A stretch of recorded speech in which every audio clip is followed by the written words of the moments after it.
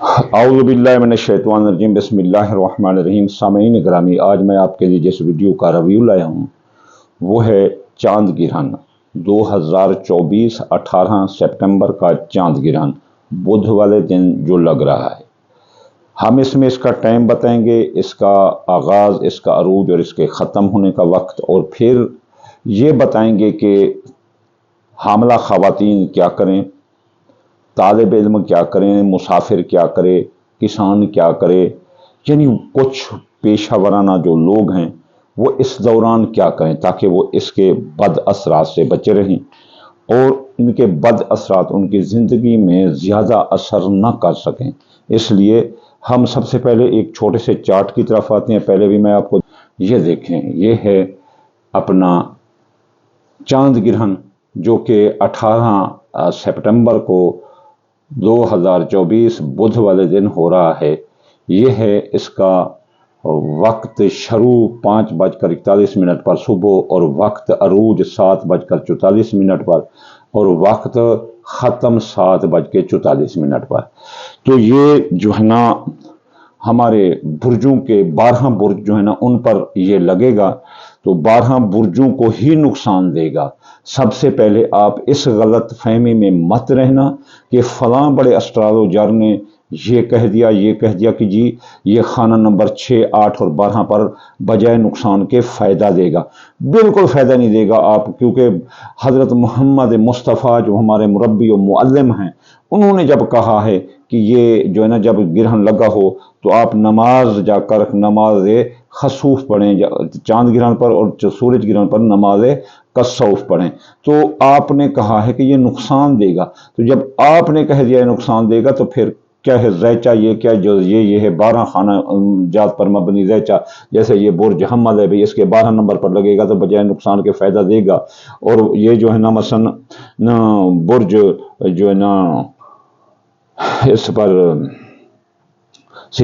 اسد پر 8 number پر لگے گا، بجائے نقصان کے فائدہ دے گا۔ اور جو ہے نا اس کے 6 نمبر پر بھی لگے گا میزان کے، تو بجائے اپنا نقصان کے فائدہ دے گا، کبھی بھی نہیں دے گا، بلکہ یہ مریض کو اور بیمار کر دے گا۔ یہ جو ہے نا 12 خانے ہیں، ان پر ہم سرسری آپ کو بتا دیتے ہیں کہ اپنا اس کے خانہ نمبر 12 پر لگے گا تو یہ دیکھ لو یہ نقصان دے گا، سور والوں کے 11 نمبر پر لگے گا تو یہ نقصان دے گا، اپنا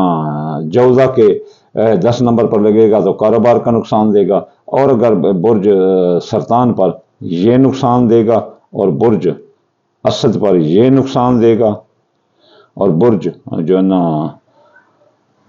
اس پر سنبلہ پر یہ نقصان دے گا، اور برج جو ہے نا اپنا میزان اس پر یہ نقصان دے گا، اور برج عقرب اس کی اولاد پر یہ نقصان دے گا، اور برج قوس کے 4 نمبر پر نقصان دے گا، اور برج جدی کے 3 نمبر پر نقصان دے گا جس میں حادثہ ہو سکتا ہے، برج دلو کے 2 نمبر پر جو ہے نا نقصان دے گا جس سے دولت کا نقصان ہوگا، اور برج حوت کے یہ خانہ نمبر 1 پر لگے گا تو شخصیت پر نقصان دے گا۔ تو چلیے چلتے ہیں، ہم یہ دیکھتے ہیں کہ کچھ وہ لوگ جیسے طالب علم ہیں، حاملہ خواتین ہیں،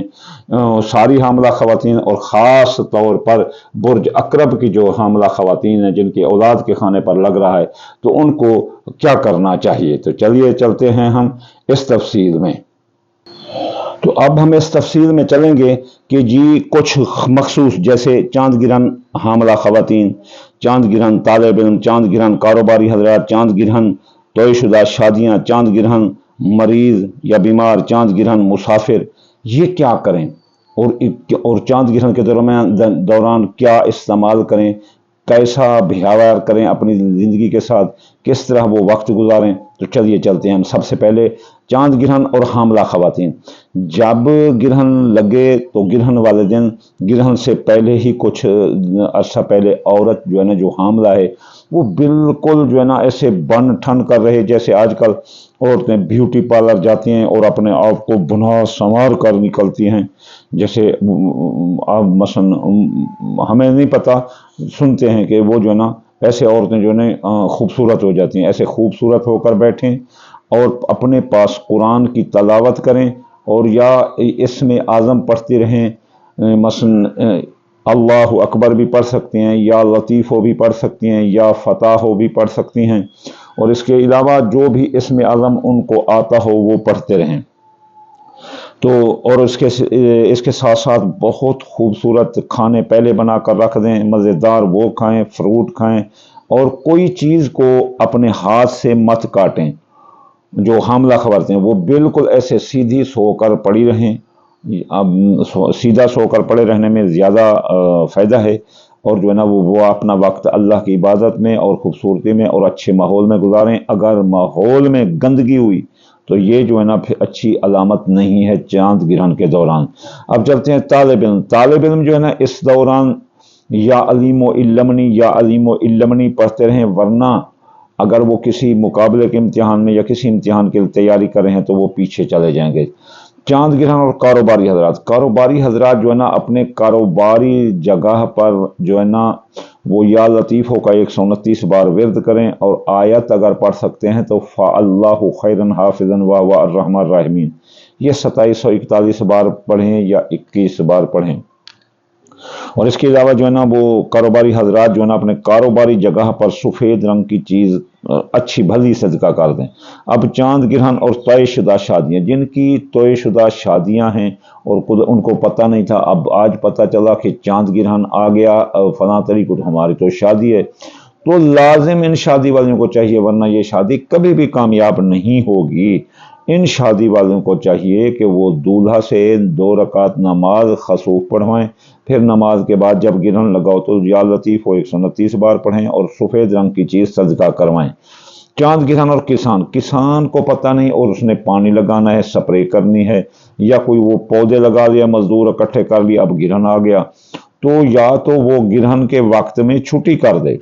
یہ سب لوگوں کو چاہیے کہ وہ چھٹی کر دیں، آرام سے بیٹھ جائیں، نماز ادا کریں اور ورد ادا کریں، صدقات دیں، اور اس طرح جو ہے نا وہ اپنی جان چھڑائیں۔ اب چاند گرہن اور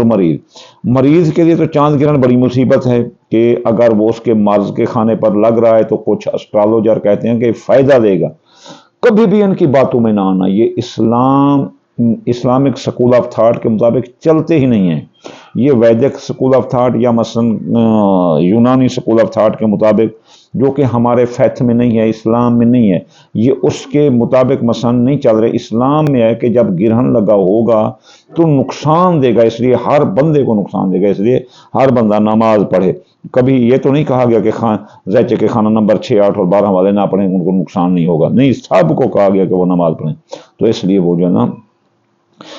مریض جو ہے نا وہ لازم اپنا صدقہ دے، اور اپنے کے لیے یا شافی ہو سارا دن پڑھتا رہے، یا شافی ہو یا کافی ہو یہ پڑھتا رہے، اور پھر اس کے بعد جو ہے نا گرہن کا جو ہے نا وہ اس دوران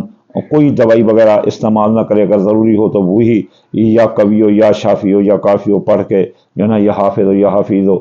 یا مومن ہو یا محمن ہو، یہ پڑھ کر ہی جو ہے نا وہ دوائی کھائے۔ اب مسافر جو سفر روکا گیا ہے کہ چاند گرہن کے درمیان سفر نہ کرے، اگر کوئی چاند گرہن کے درمیان سفر کر رہا ہے تو اس کو چاہیے کہ وہ جو ہے نا دعائیں پڑھے، مناجات کرے اور صدقات ادا کر، کوئی راستے میں فقیر فقراء جو تو اس کو صدقات دیں، اگر روک سکتا ہے تو ایک جگہ رک جائے۔ اب یہ جو گرہن ہے آپ کو بتا دیا گیا کہ یہ بدھ والے دن جو ہے نا 18 سپٹمبر کو 5:41 پر لگ رہا ہے، اس کا عروج 7:12 پر ہوگا، اور اختتام اس کا 7:44 پر ہوگا۔ تو اس کے لیے بھی یہ بھی بتا دیا کہ یہ اپنا نماز خسوف پڑھیں اور یا لطیف ہو اس کے بعد 129 بار پڑھیں، لیکن نماز جب پڑھنی ہے تو گرہن لگا ہو اس کے درمیان، پہلے بھی نہیں پڑھنی، بعد میں نہیں پڑھنی۔ اس کے بعد اگر کسی کے پاس زرد عقیق کا پتھر ہو اور وہ پہن لے، اگر چاندی کی انگوٹھی میں ہے تو بہت بہتر ہے، نہیں تو ابھی بنوا کر رکھ دیں، اور جب بھی کوئی چاند گرہن ہو تو یہ آپ پہن سکتے ہیں۔ اور سورج گرہن کے درمیان اگر مثلا کوئی بندہ ابھی 3 اکتوبر کو آ رہا ہے سورج گرہن، تو آپ کو چاندی کی سونے کی انگوٹھی میں یاقوت کا پتھر لے کر رکھ دینا چاہیے، یا کسی بھی مثلا جو پیتل کی مگری میں انگوٹھی میں جو ہے نا یاقوت کا پتھر، وہ جو ہے نا سورج گرہن کے لیے ہوگا۔ اب جو ہے نا لباس کیسا پہنیں؟ سفید لباس پہنو، سفید لباس کے علاوہ آپ گولڈن لباس پہنیں، روح پلا پہنیں، کریم کلر کا لباس پہنیں، اور یہاں اس کلائی پر جو ہے نا آپ سفید رنگ کی پٹی بھی باندھ سکتے ہیں، یا اس پر جو ہے نا آپ وہ اپنا جو جیسے چاند کا کلر ہوتا ہے उस रंग का धागा या कोई पट्टी बांध सकते हैं इससे, ताकि आपके हार्ट और ब्लड सर्कुलेशन, ये जो आप सीधे हाथ में नहीं, ये उल्टे हाथ में पहनेंगे, ताकि आपकी ब्लड सर्कुलेशन और ब्रेन के इलेक्ट्रिक मैग्नेट्स दुरुस्त रहें। इसके बाद